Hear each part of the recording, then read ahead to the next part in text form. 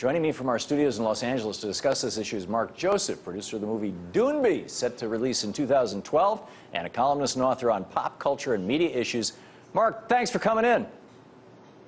Great to be with you, Tom. So, is Bush rewriting history?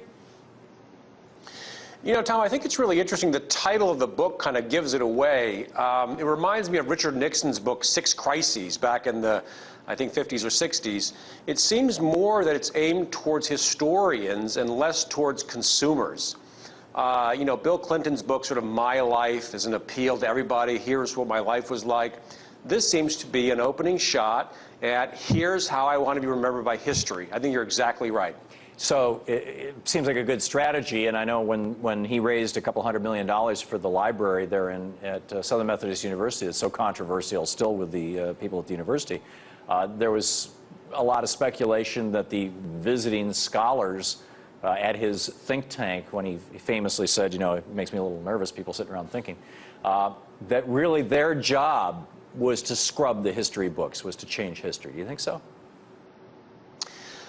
Well, I mean, scrub is a strong word, but I clearly think he has a paradigm that he wants to be understood as. He wants to be seen as the decider, the guy. He's sensitive to being accused of being, you know, the vice president's implementer. He wants to be seen as, I made the decisions. Remember, he comes in this book and says, I considered getting rid of the vice president, and he clearly wants to create a narrative.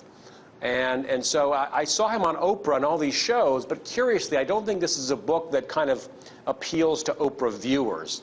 I think it, again, is aimed at how he wants to be perceived. In his book, he says, everybody, all of us, thought Saddam had WMDs. He said that with both Hannity and Van Susteren. Fact of the matter is, the CIA said that they were quite sure there were no, the State Department and the Pentagon both said that they were quite sure there was no WMD. There were a couple of CIA guys that Dick Cheney apparently badgered into it. He says, we just didn't have any solid record of intelligence that gave us a warning in the 9/11 attacks. The fact is that the CIA even sent a guy specially to hand-deliver the famous August 6th, you know, bin Laden planning an attack in the U.S. thing to him down in Texas.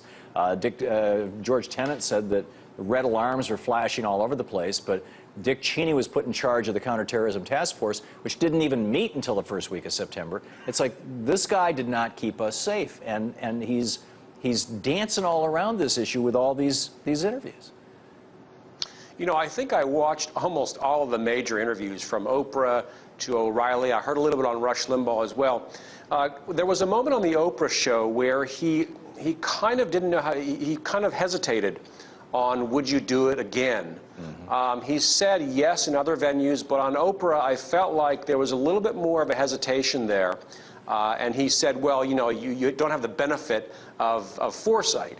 And so that was, I think, a real candid moment where I felt like he was almost leaning towards saying, gosh, with the information I had, I know now, I may have made a different decision.